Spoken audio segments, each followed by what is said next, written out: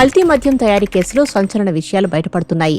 ఎవరెవరికి ఎంతంత ఏ రూపంలో ముట్టిందో డైరీలో నమోదు చేశారు. ఈ కేసులో ప్రధాన నిందితులు అద్దెపల్లి జనార్దన్ రావు, ఆయన సోదరుడు జగన్మోహన్ రావు కస్టడీలో వెల్లడించిన వివరాలకు సంబంధించిన ఆధారాలను సిట్ ఎక్సైజ్ అధికారులు సేకరించారు. ములకల చెరువు ఇబ్రహీంపట్నంలో కల్తీ మద్యం తయారు చేయడానికి ఉపయోగించిన ఫార్ములాకు చిత్తూరు జిల్లాకు చెందిన బాలాజీ, అతడి కుమారుడు సుదర్శన్ కు 2.50 కోట్ల పైగా పెట్టుబడులు అందినట్లు తేలింది. నకిలీ మద్యం కేసులో నిందితుడిగా ఉన్న కట్టారాజు రాసుకున్న డైరీ ద్వారా ఈ లెక్కలు బయటకు వచ్చాయి. అద్దెపల్లి జనార్దన్ రావు ఆఫ్రికాకు వెళ్లడానికి ముందు మాజీ మంత్రి జోగి రమేష్ ఇంటికి వెళ్లాడని రుజువైంది. సిట్ ఎక్సైజ్ అధికారులకు ఈ విధంగానే సమాచారం అందింది. దీన్ని నిర్ధారించేందుకు అధికారులు జోగి ఇంటి సీసీ కెమెరాల ఫుటేజ్లను పరిశీలించడానికి హార్డ్ డిస్క్ ను స్వాధీనం చేసుకున్నారు. ములకల చెరువు డెన్ నుంచి కోటి వరకు తీసుకున్నాడని తెలుస్తోంది. ములకల చెరువు కేసులోనూ ఇటు ఇబ్రహీంపట్నం కేసులోనూ నిందితుడిగా ఉన్న కట్టారాజు రాసుకున్న డైరీని మరింతగా విశ్లేషిస్తున్నారు అధికారులు. ఇబ్రహీంపట్నం డెన్ నుంచి దాదాపు 30-40 లక్షల వరకు బాలాజీ, అతడి కుమారుడికి చెల్లించానని డైరీలో రాజు రాశాడు.